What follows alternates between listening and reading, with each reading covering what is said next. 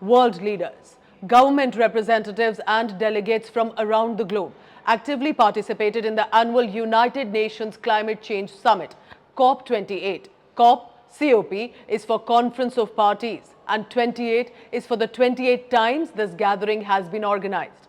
Like India has now proposed to host the COP33 in 2028 in India. This time the location was Dubai, the heart of United Arab Emirates, and sets the stage for this year's discussions, decisions and a bit of climate drama. Here's what happened.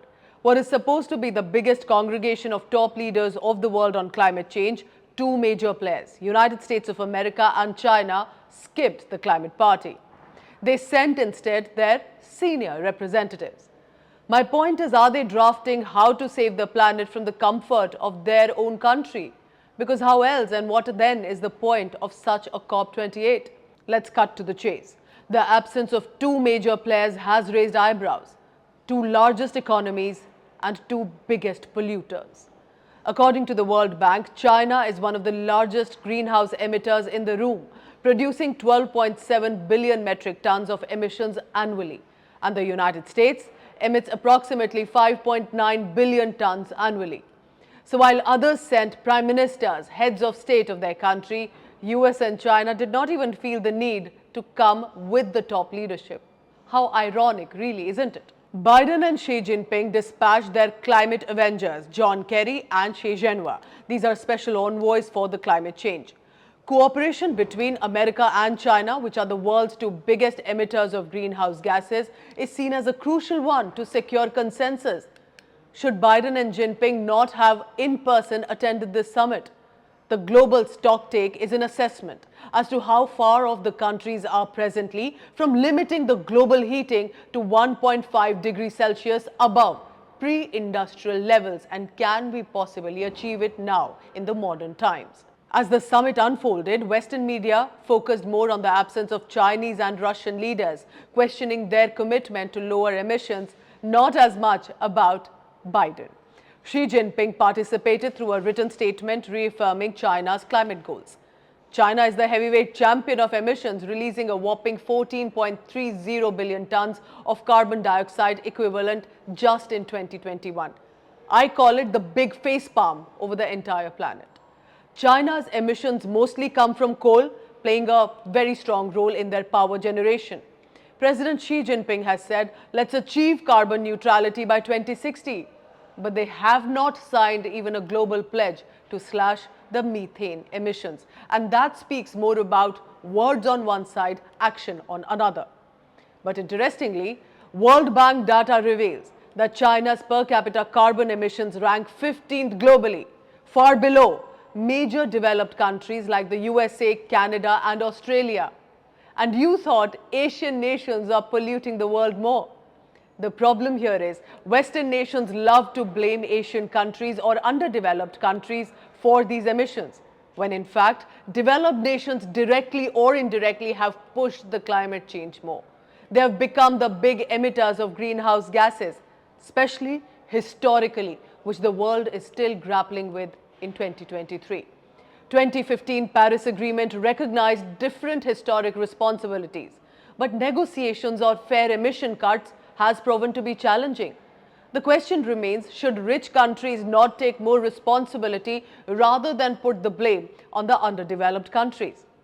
Remember that these developed nations have mainly outsourced their production to these developing nations, including India.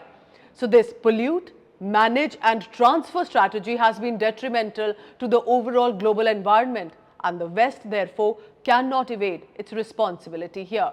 Serious concerns were expressed that though there have been developed country parties promised to mobilize jointly $100 billion per year to developing nations to fight climate change, but that has not been met, and this has been a problem.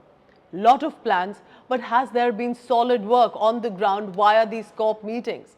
And now USA and China's senior-most leaders decided to skip at such a crucial juncture. Reports have shown that just 100 fossil fuel companies are responsible for a whopping 70% of greenhouse gas emissions over the past 2 decades. Then there are multinational oil and gas companies that have, according to reports, even blocked measures to cut the emissions. Most of these multinational oil and gas companies are also based in the USA, apart from some in Middle East. India, meanwhile, is a developing nation and trying to still lead in fulfilling the emission target. India's role becomes paramount today. It's a diverse population, a booming population, but is on the path towards sustainability, pushing renewable energy sources and climate initiatives. According to Prime Minister Narendra Modi, India, representing 17% of the global population, yet achieved a remarkable feat, and that was contributing less than 4% to global carbon emissions. India is moving fast with nationally determined contribution, which are called the NDC targets, as part of Climate Action Plan to cut emissions and adapt to climate impact. This is a balance between ecology and economy. India has met many of its non-fossil fuel targets 9 years ahead of schedule and has ambitious plans for the future. Our big goal, of course, remember, remains to reduce emissions by 45% before 2030. Our dependence on coal is still too high. That needs to come down and increase the non-fossil fuel share by 50%. So the cherry on top is India's commitment to achieving a net zero by 2070, and it will be incredible if India manages to pull this off. India has introduced the Green Credit Initiative. It's a pro-planet, proactive and positive move toward a sustainable future. So you see that India is constantly taking these steps. But India has directly also called on the rich countries to rise above their self-interest, lend a helping hand to the developing nations to combat climate change.